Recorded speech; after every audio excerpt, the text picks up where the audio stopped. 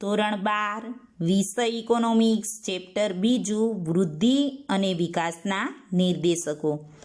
વિદ્યાર્થી મિત્રો, આજે આપણે પ્રશ્ન 8 આર્થિક વિકાસના નિર્દેશક તરીકે જીવનની ભૌતિક ગુણવત્તા અને તેના આંક વિશે સમજાવો વિશે ચર્ચા કરીશું. તો જોઈએ તો પ્રસ્તાવના સ્વરૂપ કે દેશનો આર્થિક વિકાસ થયો છે કે કેમ, અને જો થયો છે તો તેનું પ્રમાણ અને તેની કક્ષા કેટલી છે તે માપવા માટે વિવિધ પરિબળોને આર્થિક વિકાસના નિર્દેશકો, માપદંડો કે ધોરણો કહે છે. હવે આ આર્થિક વિકાસના નિર્દેશકો મુખ્યત્વે જોઈએ તો 4 છે. તેમાં આપણે 2 આર્થિક વિકાસના નિર્દેશકની ચર્ચા કરી છે. એક તો રાષ્ટ્રીય આવકનો વૃદ્ધિ દર અને બીજો છે માથાદીઠ આવકનો વૃદ્ધિ દર. અને આજે આપણે પ્રશ્ન 8માં ત્રીજો પોઈન્ટ જીવનની ભૌતિક ગુણવત્તાનો આંક એટલે કે PQLI વિશે ચર્ચા કરીશું. જોઈએ સૌપ્રથમ પોઈન્ટ વાઇઝ કે જીવનની ભૌતિક ગુણવત્તામાં સુધારો. તો આર્થિક વિકાસનો હેતુ એટલે કે ઉદ્દેશ લોકોના જીવન ધોરણમાં સુધારો કરવાનો છે. અહીંયા આપણો એક ટૂંકો પ્રશ્ન બન્યો કે આર્થિક વિકાસનો હેતુ અથવા ઉદ્દેશ શું છે? તો લોકોના જીવન ધોરણની અંદર સુધારો કરવાનો છે. કોઈ પણ દેશમાં થયેલો આર્થિક વિકાસ બીજા દેશ કરતાં વધારે છે કે ઓછો તે માપવા માટે જીવનની ભૌતિક ગુણવત્તાનો નિર્દેશક વપરાય છે. શું કીધું છે કે કોઈ પણ દેશનો આર્થિક વિકાસ બીજા દેશ કરતાં વધારે છે કે ઓછો છે તે માપવા માટે જીવનની ભૌતિક ગુણવત્તાનો નિર્દેશ વપરાય છે. બીજું, જીવનની ભૌતિક ગુણવત્તા, અહીંયા સાથે આપણે ટૂંકો પ્રશ્ન પણ લઈ લઈએ ઉપરના પોઈન્ટમાં કે જીવનનો ભૌતિક ગુણવત્તાનો નિર્દેશ શા માટે વપરાય છે? તો આર્થિક વિકાસ બીજા દેશ કરતાં વધારે છે કે ઓછો તે માપવા માટે જીવનની ભૌતિક ગુણવત્તાનો નિર્દેશ વપરાય છે. ત્યારબાદ માનવ જીવનની ભૌતિક ગુણવત્તા. તો માનવ જીવનની ભૌતિક ગુણવત્તાનો આધાર વિવિધ વસ્તુઓ અને સેવાઓની વપરાશના ધોરણો પર છે. શું કીધું કે માનવ જીવનની ભૌતિક ગુણવત્તાનો આધાર શેના પર છે? વિવિધ વસ્તુઓ અને સેવાઓની, એટલે કે માનવ રોજબરોજ જે વિવિધ વસ્તુઓ અને સેવાનો વપરાશ કરે છે તે વપરાશના ધોરણો પર છે. અહીંયા વપરાશના ધોરણો એટલે કે સમયના કોઈ એક ગાળા દરમિયાન વ્યક્તિ અથવા વ્યક્તિઓના સમૂહ દ્વારા. હવે જોઈએ તો પહેલું છે વપરાશમાં લેવાયેલ ખોરાક અને બળતણ તથા અન્ય બિન ટકાઉ વસ્તુઓ. ત્યારબાદ બીજો પોઈન્ટ છે વપરાશમાં લેવાયેલ ટકાઉ અને અર્ધ ટકાઉ વસ્તુઓ. અને ત્રીજો પોઈન્ટ છે વપરાશમાં લેવાયેલ સેવાઓનો સમૂહ. હવે આ વપરાશના ધોરણ કે જીવન ધોરણ, વપરાશના ધોરણ કે જીવન ધોરણ તેમના જીવનની ભૌતિક ગુણવત્તા નક્કી કરે છે. કોના? લોકોના. બરાબર, કે આ વપરાશના ધોરણ કે જીવન ધોરણ એ તેમના જીવનની ભૌતિક ગુણવત્તા નક્કી કરે છે. તેથી લોકોના વપરાશના ધોરણ કે જીવન ધોરણને જીવનની ભૌતિક ગુણવત્તા કહે છે. નાગરિકોનું જીવન ધોરણ ઊંચું હોય તો જીવનનો ભૌતિક સુધારો થયો છે તેમ કહેવાય. ટૂંકો પ્રશ્ન આવ્યો કે નાગરિકોનું ઊંચું જીવન શું દર્શાવે છે? તો નાગરિકોનું ઊંચું જીવન ધોરણ દર્શાવે છે કે જીવનનો ભૌતિક સુધારો થયો છે. ત્યારબાદ આપણે જોઈશું આગળનો પોઈન્ટ, જીવનની ભૌતિક ગુણવત્તામાં સમાવિષ્ટ થતી બાબતો. હવે 1 વર્ષના ગાળામાં દેશના નાગરિકોએ વપરાશમાં લીધેલ વસ્તુઓ અને સેવાઓના સમૂહ માનવ જીવનની ભૌતિક ગુણવત્તા નક્કી કરે છે. શું કીધું છે કે 1 વર્ષના સમયગાળા દરમિયાન દેશના નાગરિકોએ વપરાશમાં લીધેલી જે વસ્તુઓ અને સેવાઓ એના સમૂહ માનવ જીવનની શું નક્કી કરે છે? ભૌતિક ગુણવત્તા નક્કી કરે છે. હવે આ વસ્તુઓ અને સેવાઓમાં મુખ્યત્વે નીચેના ઘટકો આવે છે, એટલે કે કઈ બાબતોનો સમાવેશ થાય છે તે બાબતોની ચર્ચા કરવાની છે. તો અહીંયા જોઈએ આપણે. પહેલું આવશે ખોરાક. તો કેલેરી, પ્રોટીન, ચરબીયુક્ત, બરાબર. ત્યારબાદ છે આરોગ્ય અને તબીબી સેવાઓ. તો વસ્તી દીઠ ડૉક્ટરોનું પ્રમાણ, ત્યારબાદ કપડાં અને રહેઠાણ. તો ઓરડાઓની સંખ્યા છે, ઓરડા દીઠ સરેરાશ વ્યક્તિ છે. ત્યારબાદ શિક્ષણ, તો એની અંદર શિક્ષણ અને મનોરંજન, તો એની અંદર સમાવેશ થશે કે કેટલા ટકા વસ્તીને મળતું પ્રાથમિક શિક્ષણ, માધ્યમિક શિક્ષણ, ઉચ્ચ શિક્ષણ અને મનોરંજનની વાત કરીએ તો ટીવી, થિયેટર્સ. ત્યારબાદ 5મો પોઈન્ટ છે પરિવહન અને માહિતી પ્રસારણ સેવાઓ. તો વસ્તી દીઠ ટેલિફોનની સંખ્યા અને રસ્તા, રેલવેની લંબાઈ. ત્યારબાદ 6થો પોઈન્ટ આવે છે ઉર્જા શક્તિ. તો માથાદીઠ ઉર્જાની વપરાશ. ત્યારબાદ દેશની વસ્તીને મળતું પીવાનું ચોખ્ખું પાણી, સરેરાશ આયુષ્ય, બાળમૃત્યુનું પ્રમાણ, ડ્રેનેજ સેવા. ડ્રેનેજ એટલે કે ગટર વ્યવસ્થા, એટલે કે ગટરની સુવિધા. આ 10 બાબતો છે જે જીવનની ભૌતિક ગુણવત્તામાં સમાવેશ થાય છે. હવે આપણને આ 2 માર્કના પ્રશ્નની અંદર પણ પૂછાઈ શકે કે જીવનની ભૌતિક ગુણવત્તામાં સમાવેશ થતી બાબતો જણાવો, બરાબર. તો એકવાર આપણે પાછું જોઈ લઈએ. ખોરાક, આરોગ્ય અને તબીબી સેવાઓ, કપડાં અને રહેઠાણ, શિક્ષણ અને મનોરંજન, પરિવહન અને માહિતી પ્રસારણ સેવાઓ, ઉર્જા શક્તિ, દેશની વસ્તીને મળતું પીવાનું ચોખ્ખું પાણી, સરેરાશ આયુષ્ય, બાળમૃત્યુનું પ્રમાણ અને ડ્રેનેજ સેવા.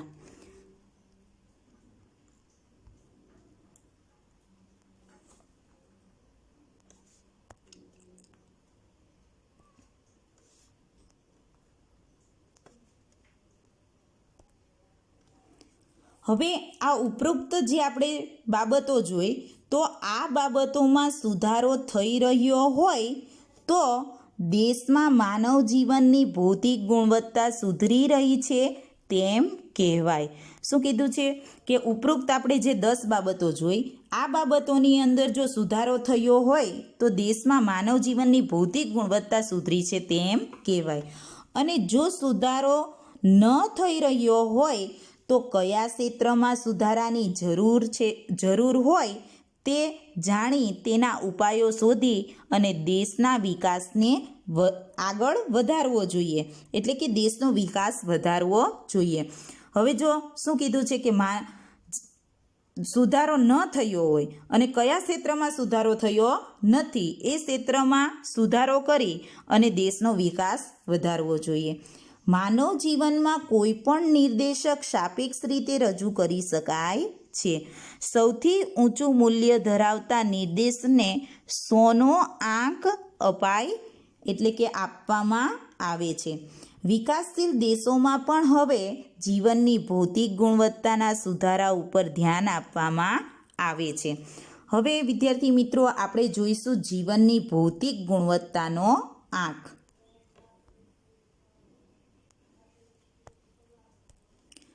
દેશની વધતી આવક અમુક લોકોના હાથમાં જ કેન્દ્રિત થયેલ હોય તો તેને વિકાસ ન કહેવાય. શું કીધું છે કે દેશની અંદર જે આવક વધે છે, રાષ્ટ્રીય આવક વધે છે, તે જો અમુક લોકોના હાથમાં જ આવતી હોય, એની વહેંચણી અમુક લોકો સુધી જ થતી હોય તો દેશનો વિકાસ થયો છે તેમ કહી શકાય નહીં. એટલે કે દેશનો વિકાસ તો એવો હોવો જોઈએ જેમાં ગરીબાઈના જીવન ધોરણને ઊંચું લાવવામાં આવે અને લોકોની પ્રાથમિક જરૂરિયાતો સંતોષાય.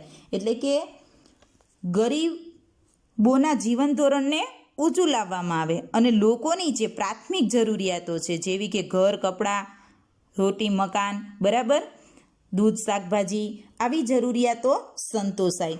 ઉપરોક્ત બાબતોને ધ્યાનમાં રાખીને ડેવિસ મોરિસ દ્વારા જીવનની ભૌતિક ગુણવત્તાના આંકની રજૂઆત કરી શકાય છે.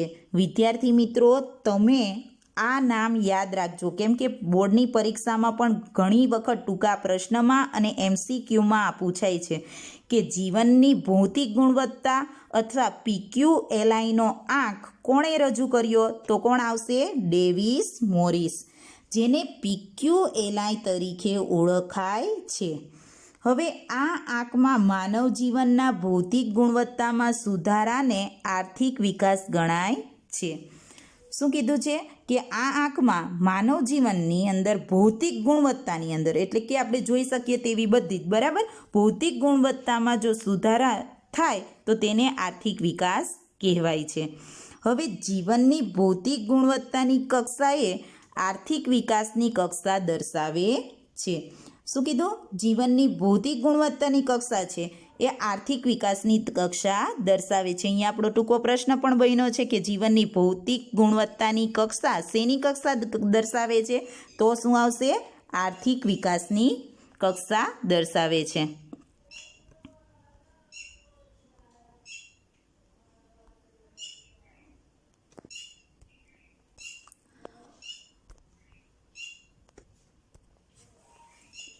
કોઈ દેશ કે રાજ્ય બીજા દેશ કે રાજ્યની તુલનામાં ભૌતિક ગુણવત્તામાં ચડિયાતું હોય તો તે દેશ કે રાજ્યમાં આર્થિક વિકાસની કક્ષા ઊંચી છે તેમ કહેવાય.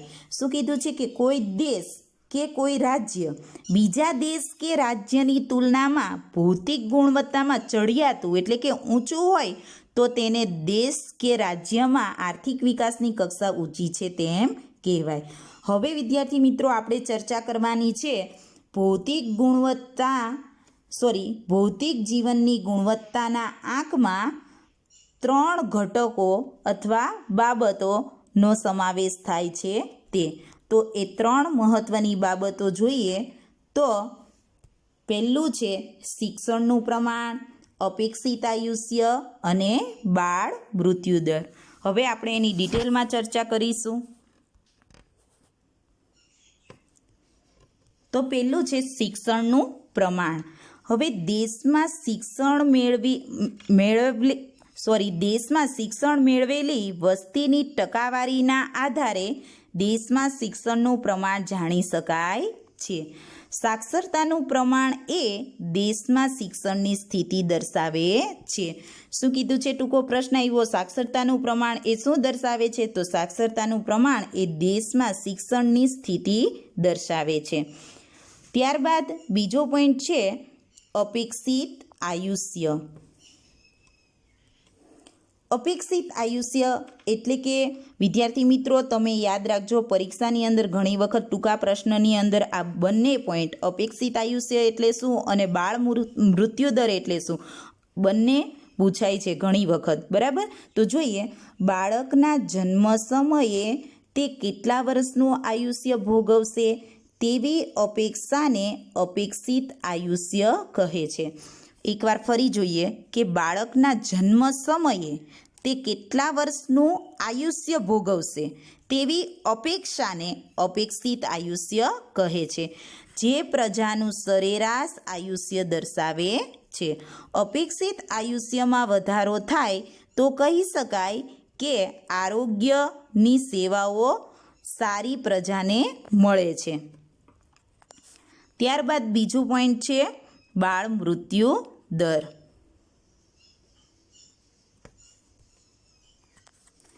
તો બાળ મૃત્યુ દર એટલે કે વર્ષ દરમિયાન જીવતા જન્મેલા દર 1000 બાળકોએ 1 વર્ષનું આયુષ્ય પૂરું થયા પહેલાં મૃત્યુ પામેલ બાળકોને બાળ મૃત્યુ દર કહે છે. શું કહે છે કે વર્ષ દરમિયાન જીવતા જન્મેલા દર 1000 બાળકોએ 1 વર્ષનું એટલે કે 1 વર્ષ કરતાં પહેલાં 1 વર્ષનું આયુષ્ય પૂરું થયા પહેલાં મૃત્યુ પામેલ બાળકોને બાળ મૃત્યુદર કહે છે. એટલે કે મૃત્યુ પામેલ બાળકોની સંખ્યાને બાળ મૃત્યુદર કહે છે. બાળ મૃત્યુદરમાં થયેલો ઘટાડો દેશમાં આરોગ્યની સગવડતામાં વધારો સૂચવે છે. આપણો ટૂંકો પ્રશ્ન આવ્યો, બાળ મૃત્યુદરમાં થયેલ ઘટાડો શું સૂચવે છે? તો બાળ મૃત્યુદરમાં થયેલો ઘટાડો દેશમાં આરોગ્યની સગવડતામાં વધારો સૂચવે છે. જોઈએ PQLI એટલે કે PQLI બરાબર શિક્ષણનું પ્રમાણ પ્લસ અપેક્ષિત આયુષ્યનો આંક પ્લસ બાળ મૃત્યુદરનો આંક. વિદ્યાર્થી મિત્રો, આ પણ યાદ રાખજો, કેમ કે કદાચ MCQ કે ટૂંકા પ્રશ્નમાં પણ પૂછાઈ શકે કે PQLI બરાબર શું આવશે? શિક્ષણનું પ્રમાણ પ્લસ અપેક્ષિત આયુષ્યનો આંક પ્લસ બાળ મૃત્યુદરનો આંક.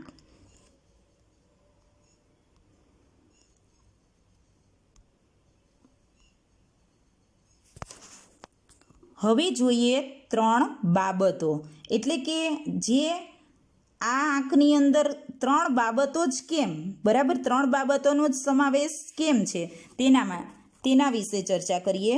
તો ત્રણેય બાબતો અંગેના વિશ્વાસપાત્ર આંકડાઓ દરેક દેશમાંથી મળી શકે છે. ત્યારબાદ ત્રણેય નિર્દેશકો પરિણામ સૂચવે છે અને ત્રણેય બાબતો વસ્તુલક્ષી હોવાથી કામગીરીની તુલના માટે તથા વ્યાજબી ધોરણો પૂરા પાડે છે. એટલા માટે શું કીધું છે કે આ 3 બાબતો જ કેમ? તો આ ત્રણેય બાબતો શું છે કે પહેલાં ત્રણેય બાબતોનો આપણને વિશ્વાસપાત્ર આંકડાઓ દરેક દેશમાંથી પ્રાપ્ત થઈ શકે છે. તેમજ ત્રણેય નિર્દેશકો પરિણામ સૂચવે છે અને ત્રણેય બાબતો કેવી છે? વસ્તુલક્ષી હોવાથી કામગીરીની તુલનામાં તે વ્યાજબી ધોરણો પૂરા પાડે છે. હવે પહેલો પોઈન્ટ પાછો ત્રણેય બાબતોમાં કેમ એની અંદર પોઈન્ટમાં જોઈએ તો શિક્ષણ. તો જીવનની ભૌતિક ગુણવત્તાનો અગત્યનો માપદંડ છે અને શિક્ષણનો વધારો એ વ્યક્તિના કલ્યાણનો વધારો સૂચવે છે. અહીંયા આપણો ટૂંકો પ્રશ્ન કે શિક્ષણનો વધારો શું સૂચવે છે? તો શિક્ષણનો વધારો એ વ્યક્તિના કલ્યાણનો વધારો સૂચવે છે. દેશના વિકાસ અને વ્યક્તિના કલ્યાણનો વધારો સૂચવે છે. દેશના વિકાસ અને વ્યક્તિની કુશળતાની આવશ્યક બાબત ગણાય છે, એટલા માટે શિક્ષણ છે. ત્યારબાદ આવે છે અપેક્ષિત આયુષ્ય. તો સામાજિક પરિસ્થિતિ અને સુખાકારીનું પ્રતિબિંબ છે. એમાં પોષણ, તબીબી સારવાર તથા પર્યાવરણીય સંજોગોનું પ્રતિબિંબ છે. ત્યારબાદ ત્રીજો પોઈન્ટ છે બાળ મૃત્યુ દર. તો બાળ મૃત્યુ દરમાં પીવાના ચોખ્ખા પાણી, ઘરનું વાતાવરણ, મહિલાઓની સ્થિતિ, માતૃત્વની કામગીરીનું સંવેદનશીલ પ્રતિબિંબ છે. હવે જોઈએ આપણે જીવનના ભૌતિક ગુણવત્તાના આંકની રચના.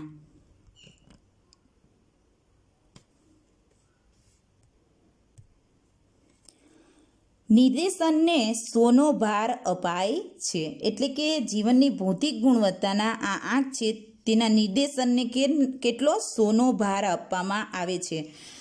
દેશની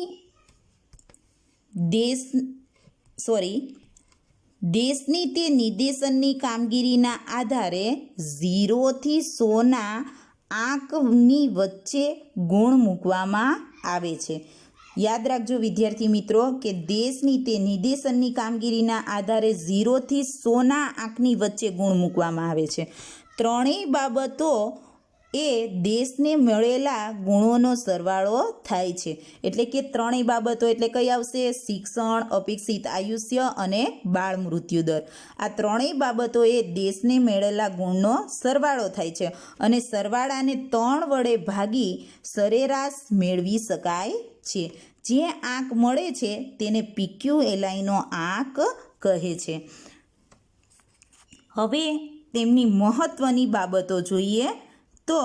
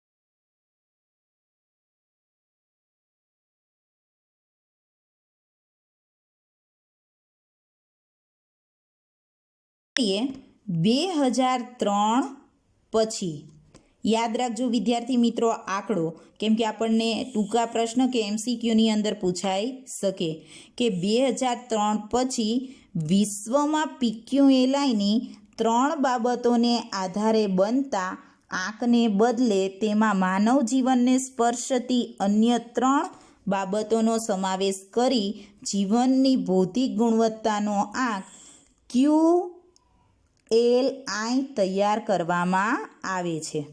શું કીધું છે કે 2003 પછી વિશ્વમાં PQLIની 3 બાબતોના આધારે બનતા આંકને બદલે માનવ જીવનને સ્પર્શતી બીજી અન્ય 3 બાબતોનો પણ એની અંદર સમાવેશ કરવામાં આવે છે અને એના આધારે સમાવેશ કરી અને એના આધારે જીવનની ગુણવત્તાનો આંક એટલે કે QLI તૈયાર કરવામાં આવે છે.